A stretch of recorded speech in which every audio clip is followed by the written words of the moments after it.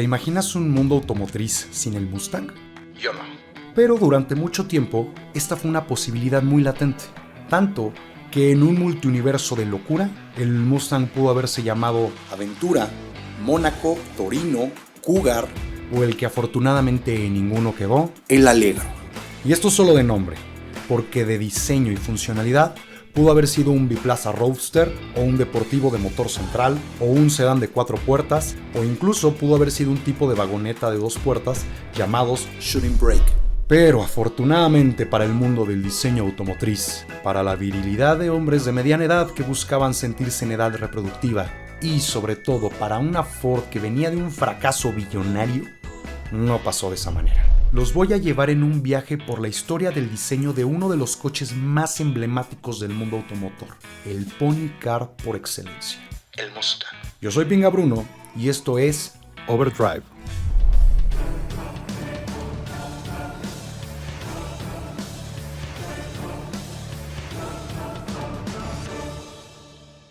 El nacimiento del Mustang tuvo muchísimas complicaciones, pero antes de ser concebido, hubo un enorme lío anticonceptivo histórico ocurrido en los 50s llamado Ford Edsel.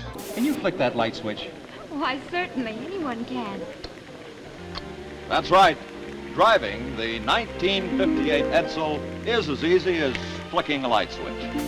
This is the way you can drive the Edsel. Tell it, let's drive on the steering wheel, see. From the Ford family of fine cars. En los poquísimos años que vivió a finales de los 50s, vendió apenas 120,000 unidades, porque en comparación con los demás productos de Ford de la época que vendieron 3 millones, el Edsel fue un completo fracaso comercial. Ford tuvo una pérdida total de alrededor de $300 millones.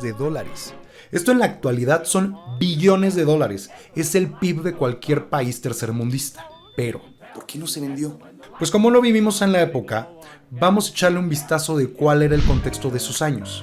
Ya habían pasado algunos años desde que los soldados regresaron de Europa de la Segunda Guerra. Era una época de paz. ¿Y qué hace la gente en periodos de paz? La gente procrea, consume y les da tiempo de hacer movimientos juveniles sociales.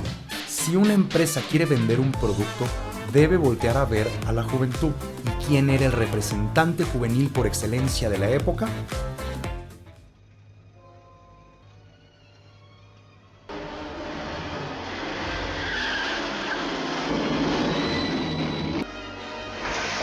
El portavoz de la juventud de los 50s en Estados Unidos. El rebelde sin causa.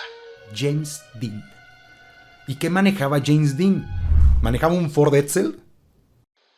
Bueno, no, porque murió un par de años antes de que saliera. Pero James Dean era un piloto y él competía en carreras. Él tenía un Lotus. Ladies and gentlemen, James Dean. Hi, Jimmy. Hi, Gig. We asked Jimmy over today because he's a racing man himself. A real one, not a crazy one. Un día que no funcionó el Lotus, tuvo que conseguir otro coche. Ese coche por el que el mundo lo recordaría más. Un Porsche 550 Spider llamado Little Bastard. Un dato muy curioso y conveniente para este video es que el accidente en donde trágicamente muere el joven actor, ese choque de frente que destruyó a Little Bastard junto con sus 2 ocupantes, fue contra un Ford de 1950. Y no fue solo ese Porsche el que simbolizaba la juventud. Una oleada de coches europeos empezaron a desembarcar en Estados Unidos y desafortunadamente para los diseñadores americanos, durante los 50s en Europa no hacían autos. Hacían obras de arte.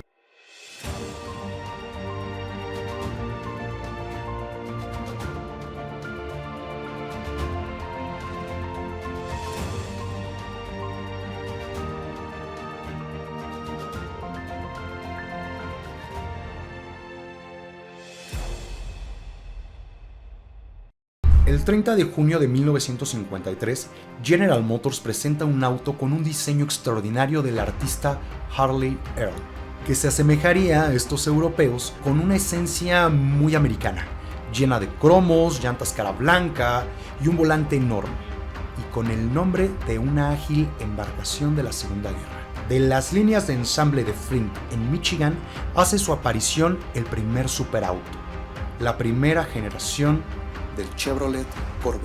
El Corvette nunca fue una competencia para el Mustang, puesto que nació como un superauto biplaza. ¿Y entonces por qué lo menciono? Porque sí fue una referencia para la fusión de diseños europeo-americanos y un parteaguas para la deportividad de la nueva generación de autos. Así que Ford no tardó nada. De hecho, ya había preparado algo para hacerle frente, y con el diseño de un ex artista de la misma GM, Frank Hershey. Para 1954, casi un año después de la presentación del Corvette, la competencia de Ford estaba lista. El ave tribal que para los indios navajos con sus fuertes aleteos traería vientos, truenos y lluvias para hacer fértil el suelo del desierto. En febrero de 1954 se presentó en el Salón de Detroit el Ford Thunderbird. En sus primeros años de vuelo, el T-Bird vendió 16,000 unidades, superando las del Corvette 5-1, y con una fusión de líneas europeas y todo el cromo de América. Este gran acierto de Ford le daría la confianza para cometer después su peor fiasco financiero hasta esa fecha. Mientras Henry Ford veía los estragos que estaba haciendo su Edsel, un equipo de marketing no se estaba dando por vencido. Estaban estudiando por qué vehículos recién llegados de Europa estaban teniendo tanto éxito, como lo eran los Volkswagen. Todo indicaba que los estadounidenses necesitaban autos compactos de 6 cilindros o menos. Así que iniciaron una campaña. Un auto económico para los estadounidenses. Y de esta campaña nació el Ford Falcon. Un auto de diseño súper mediocre al que no le fue nada mal. Vendió 400,000 unidades. Y en 1960 Chrysler sacaría su Valiant. Y GM tendría disponible un auto de motor central un poco más parecido a los europeos llamado Corvair. Lo curioso de estos autos con diseño mediocre es que aumentaron sus ventas cuando sacaron sus versiones más deportivas. Pero ¿qué personaje se daría cuenta de esto? En 1959 tomaría el liderazgo de proyectos de Ford el hijo de un inmigrante italiano, el único que sabía cómo endulzarle el oído a Henry Ford II, el manipulador con más visión de la época, Lido Anthony Iacocca, la persona que haría historia. La idea principal de Iacocca era muy clara: autos deportivos al estilo italiano. Así que formó un comité en donde verían qué rumbo tomarían los proyectos de Ford. Este se hacía en el Hotel Fairlane Inn, por lo tanto se conocería como el Comité de Fairlane. Este comité haría que autos como el Falcon tuvieran su versión deportiva, como lo fue el Falcon Sprint. Esto tras una investigación de Iacocca que lo llevó a darse cuenta que en la década de los 60 las personas entre 20 y 30 años aumentarían un 50%. Así que habría que hacer lo que muchos se rehusaban: escuchar a la juventud.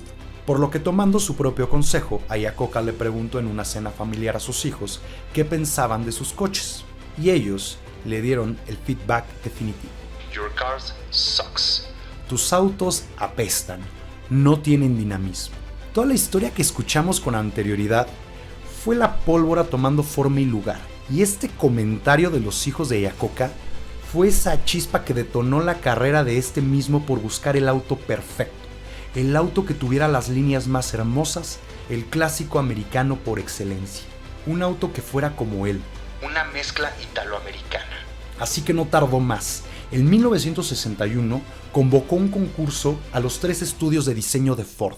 El objetivo era muy simple: un auto de 4 plazas, un peso de 2.500 libras, un precio menor a $2.500, con un capó largo, cajuela corta y con una fecha límite a abril de 1964, tiempo en el que sería la Feria Mundial de Nueva York. Con la mitad del dinero, $45 millones, y con la mitad del tiempo que se necesita para un proyecto, 18 meses, Iacocca tendría que darle forma a su visión, porque una advertencia de Henry Ford fue: si este coche no se vende, es su trasero el que se va de aquí. Si quieres saber qué pasó con Henry Ford II, Lee Iacocca, y quién ganó el concurso de diseño de Ford de 1961, no olvides suscribirte, darle clic a la campanilla de notificaciones, darle like y compartir.